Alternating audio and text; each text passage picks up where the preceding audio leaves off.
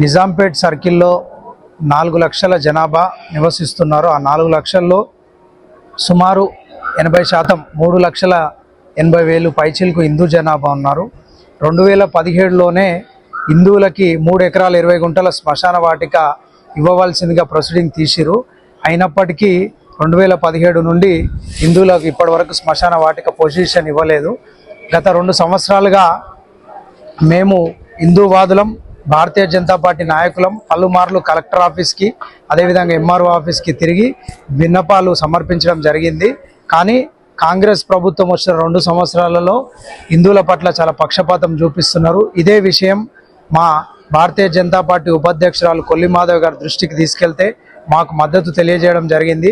ఆ తర్వాత ఎంపీ గారికి పలుమార్లు కలిసి ఈ సమస్యపై విన్నపించగా కలెక్టర్ గారికి వెంటనే హిందూ శ్మశాన వాటిక పొజిషన్ ఇవ్వవలసిందిగా వారు కూడా చెప్పడం జరిగింది.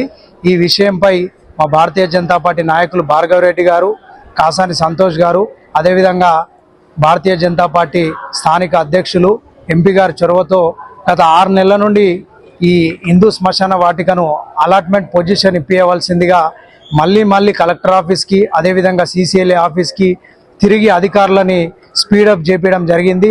ఈరోజు ప్రజావానికి వచ్చి ఆ సమస్యపై మేము అక్కడ హిందువులకు కావాల్సిన ఈ గ్రేవ్ యార్డ్ని వెంటనే అలాట్మెంట్ చేయాలని, అక్కడ డబుల్ బెడ్రూమ్ కానివ్వండి, అదేవిధంగా నిజాంపేట్ డబుల్ బెడ్రూమ్ కానివ్వండి, సాయినగర్ కాలనీ కానివ్వండి, బాచుపల్లి చుట్టుపక్కల ప్రాంతాల్లో హిందువులకి చివరి అంతిమ సంస్కారాలు చేయడానికి చాలా ఇబ్బంది జరుగుతున్నదని కలెక్టర్ గారికి ప్రజావాణిలో తెలియజేయడం జరిగింది. వెంటనే CCLA నుంచి వచ్చినటువంటి పేపర్ వర్క్ కంప్లీట్ చేసి MRO గారి దగ్గర నుంచి రిపోర్ట్ తీసుకొని తొందరలో ఒక 1 మంత్లో అలాట్మెంట్ పూర్తి చేస్తామని చెప్పి వాళ్ళు హామీ ఇవ్వడం జరిగింది.